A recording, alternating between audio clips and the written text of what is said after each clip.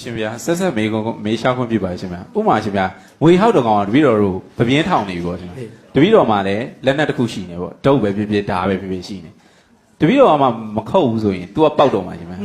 ပောက်တော့မှာဆိုတပည့်တော်ဘာလုပ်ရမှာလဲ तू ပောက်ပြီးမှတပည့်တော်ကတွန်းထုတ်အောင်မှာလားအဲ့လိုမျိုးအဲ့ဒါရဲထုံအဲ့ဒါပြောတာခုနကဦးသိပြောတာအမြင့်မြတ်ဆုံးတီလာဆိုတာအဲ့ဒါပဲငါတင်သေးပါစေငါသူများမတက်ဘူးဆိုစိတ်အဲ့ဒါပြောတာသဘောလားမသိ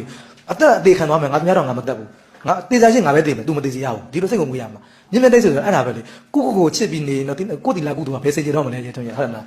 ကိုဆွန့်လွတ်နိုင်ရမှာလေဆွန့်လွတ်မှုဆိုတာအဲ့ဒါပဲနော်အဲ့ကြောင့်စာထဲမှာပါတယ်လေမတကာကြီးတယောက်ဆိုလို့ရှိရင်လဲထွန်သွားတယ်မနေ့စောစီဘုန်းကြီးစီကနေ तू တီလာယူသွားတယ်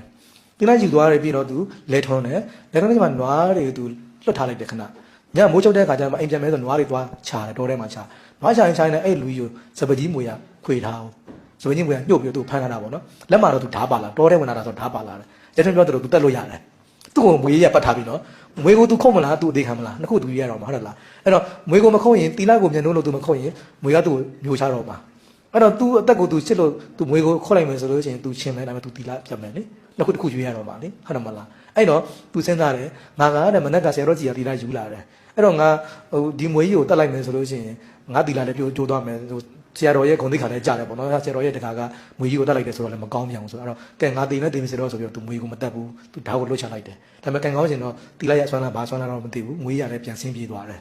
ဆိုလိုတာကအဲ့ဒါနဲ့တူနော်ကိုယ့်အသက်ပြေဖို့ကြုံခံခဲ့ရင်ကိုယ့်အသက်ကိုဘယ်နှပြောရဘူးလေနော်နှမျောတယ်ဆိုရင်ကိုယ့်ရဲ့တီလာပြတ်မှာပဲပေါ့နော်ပြတ်မှာပဲခုနကဟိုအသက်ကိုဆုံးပြီးတီလာဖြစ်ရမယ်ဆိုတာအဲ့ဒါပြောနေတာ